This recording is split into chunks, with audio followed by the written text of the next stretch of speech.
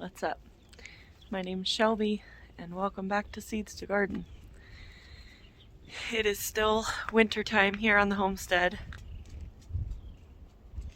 I apologize if you start hearing wind and it's hard to hear me, but this is the closest day of spring that we've had this whole winter. Yesterday it was pretty warm, and today it's just about the same with a little bit of a wind. But I've been itching to get outside and show you guys the garden. So this is my first real show of our garden to you all.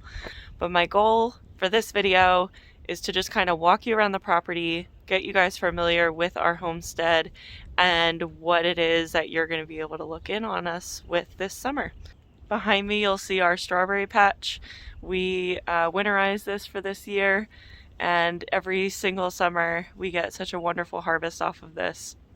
And I'll post additional videos about this strawberry patch. This year I am trying to transplant it because if you notice, it's kind of like right underneath our house. It's a little bit of like a rock wall that it's built on, and we ultimately don't want this rock wall here. We actually want to make this a patio. But that means that my strawberry patch has to move, and so I tried transplanting parts of it this year, some in pots, some outside in the garden, and my hope is that one or both will manage to survive, but the ultimate goal is to move this. So that is one of the experiments that's happening this year. So again, that is our strawberry patch. Let's take a little bit more of a walk here. So this is our pollinator garden that we're walking up on. You'll see that we actually created these steps a few years ago when we moved into the property. This is a pretty big drop off. You may not be able to tell based on the camera, but my goal with this garden was to attract bees and butterflies. You'll see I have two really big butterfly bushes that need to be pruned, so that'll happen right before spring.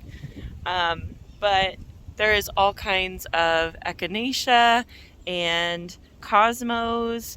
We have bee balm. We have lots of butterfly bushes.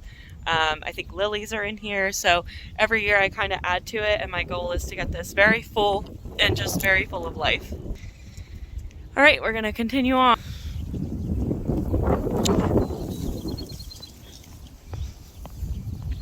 So you'll see this is our static coop. One of the chickens is actually out. That's my dog Hank. He's a little bit crazy. You'll see him in a lot of the videos. We've got one of the Rhode Islands peeking her head out. In the wintertime, we don't open their doors until around 11 because we just don't want them to get too cold. But this is our static coop. We actually took a shed and we converted this. Currently, right now, we have about 8 chickens, and we are planning on getting about 6 more of the layer hens. We are getting 20 other broiler chickens as well as 2 turkeys, so quite a flock this year for our poultry. But these ladies have been with us now. This is their second or almost third year with us. We got them at the spring season, so they're almost 3 years old. So they've really decreased in their production. We still get about half a dozen of eggs a day, but when they go through their molts, we won't get any eggs at all, and their molts seem to last quite a while. We just got out of a molt probably about a month ago, so we're just now starting to get our eggs back, so it'll be nice to get some new layers in here. We also have 2 retired birds, an Australorp and a Rhode Island Red, that are a little bit older than 4 years old, and we get 1, maybe 2 eggs from them through the whole year.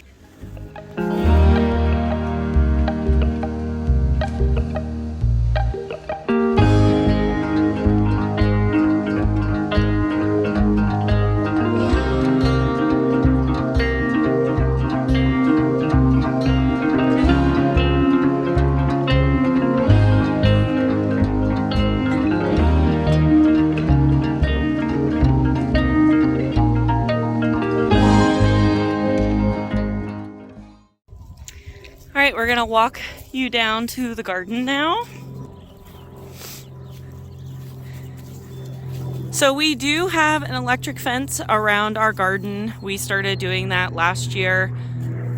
And that's because last year we had a pretty bad issue with rats and other rodents like squirrels getting into our garden and eating all of our produce. And that's the other half of the chickens fencing as well, so it keeps them from trying to peck through the fence and steal our produce as well. So I will walk you guys in here, but this is the garden that we do probably 90% of our vegetables in. So you'll see we do a lot of vertical gardening. We have a lot of cattle panels and trellises that go over each of our beds. We are planning on adding more cattle panels this year, probably along the back bed. We usually put potatoes and corn back here, but this year we are actually going to be putting the corn directly into the ground. See if we can get a better harvest that way. So that opens up an entire back bed for us, and I want to trellis it to put more trellising plants. We have a friend. Look at our friends. They're all very intrigued. So this is an awesome, just like a nice little garden setup here. We have 4 raised beds on either side and then 1 large bed in the back. And like I said, every single bed has a trellis to go across. Years past, we always did in the high trellises in the front, it was always tomatoes and peppers. And then on the trellises themselves, we've done from cucumbers to green beans. We've done sweet potatoes. I've actually done sweet potatoes to just take up the extra vining that I don't want to spill over. We've done cantaloupe, other melons. So the plan this year, we're going to be doing a lot more vertical gardening. So these spaces might change a little bit, but either way, we are looking forward to being able to continue to use this space. My hope is to actually expand this garden to the left, which is another reason why we are probably going to be moving the chickens out of this space. The reason initially is because we actually get a lot of water over there as just standing water.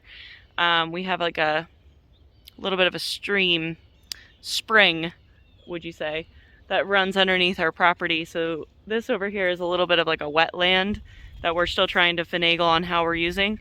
But I think the raised bed gardens would be perfect in an area such as that to make sure that we have enough garden space, that we're utilizing the space that we have without worrying about overwatering our plants. Do a little bit of composting.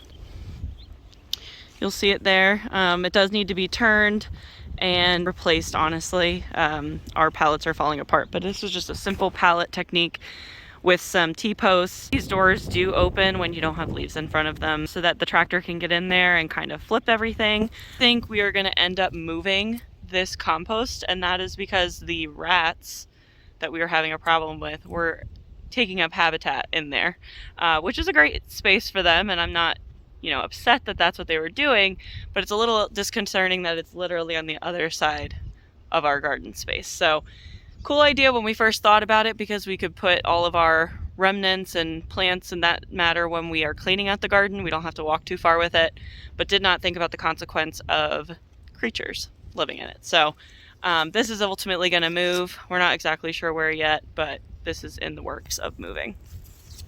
Directly behind me, these beds that are going the opposite direction, these all have asparagus in them. This is the first year that we will be able to actually harvest from them. If you don't know anything about asparagus, they are perennial plants, and it takes about 2 to 3 years to really get a mature plant. If you would harvest it before the plant is sustained, you can actually prevent it from returning. You can make it into an annual rather than a perennial. So super excited we're able to start pulling from that this year. Okay, so the last thing I wanted to show you guys, this static coop that we have here, this little one behind our larger static coop. This was our original chicken coop that we had when we had a really small flock. It's a great coop space. It does need a little bit of TLC. The door isn't quite hanging right anymore, and the bottom does need to be replaced. However, I think it'll be a great brooder space for our broilers and layers before we can get them out onto pasture, because it'll be a little chilly yet when they first get here before they get their feathers. My dog is having the time of his life. Don't mind him. And just, they are all about me right now. Yeah, you're very excited. Hello, babies. They're like, it's cold. The snow only just melted maybe a week ago, and my chickens are spoiled. They will not come out when it's snowy. They just stay in the coop all nice and warm.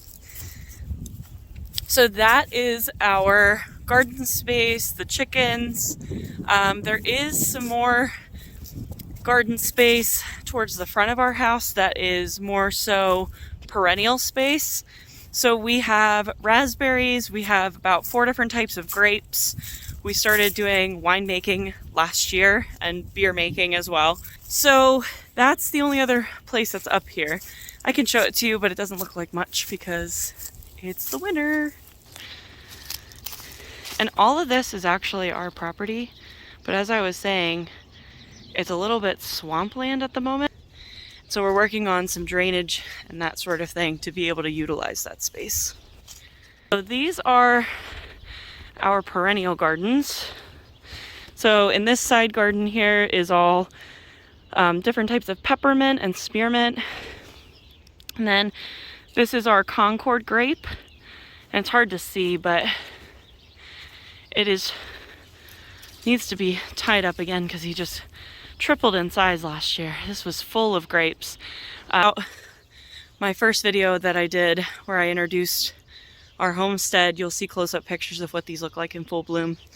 Super amazing to see all the wonderful grapes just lavishing over these trellises. So we do have 3 more, 2 different types of red and 1 green, and this one's on the end here. So in theory, they go into each other, but it's not the best space for them. They've already outgrown this space.